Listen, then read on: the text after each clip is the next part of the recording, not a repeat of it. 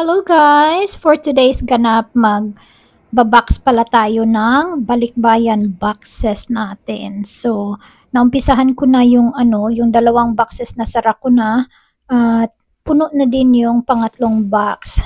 Ang gagawin natin ngayon ay tatapusin na lang natin at isasara at pagkatapos niya ay papangalanan natin. So, pag nagbabox pala ako, guys, I make sure talaga na punong-puno yung box. Walang space na maiiwan sa loob kasi sayang yung binabayad nating shipping, no? Kamahal-mahal ng shipping fee tapos di mo lang sagarin, di mo punuin yung box na yan. And also, I make sure talaga pag nagpabalikbayan box ako guys, lahat ng mga bottles, yung bote ng shampoo, conditioner, lotions, nakatape yan siya, yung opening para ibalibag man ng mga trabahante, no? From kung saan man yan siya makakarating, hindi siya sasabog. Ayan. So, pag napuno na yung box na yan, so, I made sure na isasara na natin, walang, hindi siya, kung sa Bisaya pa, dili buntis ba.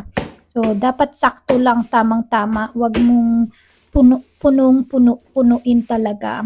Kasi, mahirap pag punong-puno, no? Lagi tayong napapagalitan kasi sabi niya, oh, ayan, buntis na naman yung box mo. Sabi ng mga trabahante sa LBC pag nagpa-deliver tayo. Tsaka, mahirap din kasi pag punong-puno, pag buntis yung box mo, guys. May tendency na mababasag yung laman sa loob. So, dapat sakto lang sa size ng box. Pero, dapat marunong ka talaga mag-arrange ng mga laman sa loob para hindi naman masayang yung space.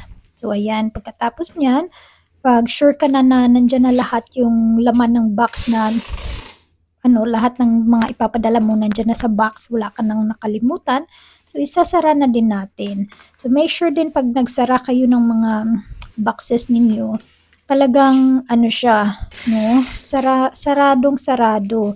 Kasi may mga tendency na yung tape matatanggal or hindi dahil sa bigat ng box ninyo, nabubutas.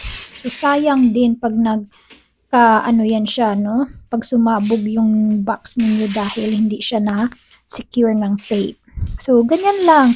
So, after that, ipapangalanan na natin kung sino yung mga intended na receiver. And then, tatapos na ipapadala natin. Yung LBC pala sa amin, guys, 2 oras ang layo galing dito sa bahay namin. So, ayan. Good luck sa lahat. Kung nagustuhan nyo pala yung ganap natin ngayon, guys, please follow, like, and share. Thank you for watching.